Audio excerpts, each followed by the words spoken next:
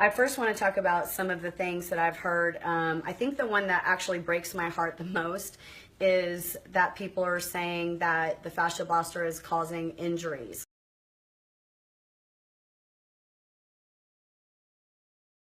Okay, so I want to make the distinction, first of all, on what an injury is versus a symptom.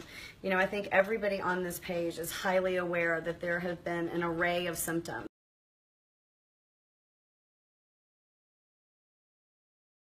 And anytime someone experiences them, we go look into it. You know, if somebody tells me I passed out after the FasciaBlaster, I absolutely am going to take that seriously. I'm going to look into it. I'm going to see if that's possible. I've called people. I wanted to reach out to you because of the medical post that you put up.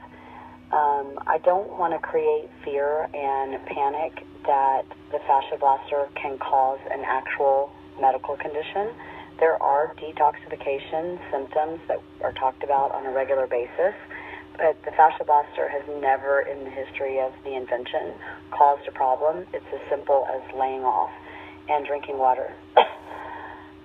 Excuse me. So I just wanted you to know that I deleted that post. You know, I've voice messaged with people. Anytime somebody has a symptom that is brought to me, there's nobody that takes that more seriously than I do. So I get it. I get that there's nausea. I get that there's rashes. I get that we itch. I get that we bruise. You know, sometimes we pop a blood vessel. Like, all of these things happen, and we do everything we can to put it in our warning labels. So with the side effects, we have a huge list. Whether you know it or not, all of your feedback becomes part of our anecdotal equation to where we're, you know, looking to do something next in the research. But I feel very comfortable that it is safe, and I love that we have something that a doctor or another type of trusted provider can understand. These charts and the blogs and all of that really is something that it's a language that they speak.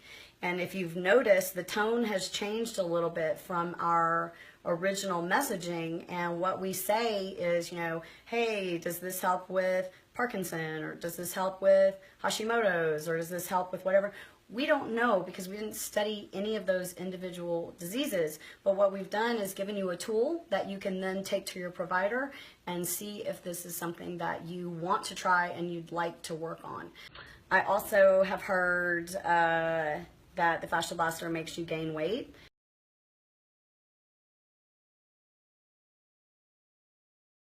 I almost can't say that with a straight face. I don't understand where that would come from.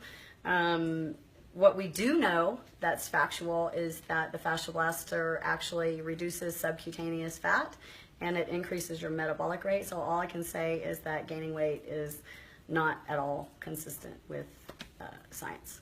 Is it best to stay light and brisk? No, I don't think it's best to stay light and brisk. I think light and brisk is what you do when you are learning your body. And as the tissue begins to open and the claws can naturally sink down and you're staying within, you know, a pain scale 7 or below,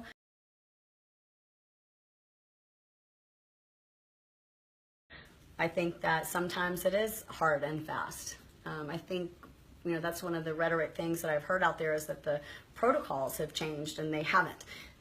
Since day one, what we have said is don't go over a 7. What about bruising, Ashley? Bruising? Yeah. What about bruising? I think we should address bruising. And you bruise right where the dimple or the dent or the distortion is. So it seems to me like it's common sense that there's not blood to the area and then there's blood to the area, and that's what's causing the bruise, and that's actually part of the healing process. And it's something that I don't know if I go so far as to say you should be proud of, but it's definitely an indication that you have found a distortion or a dysfunction in your body, and that it is going to heal now because you have opened it up.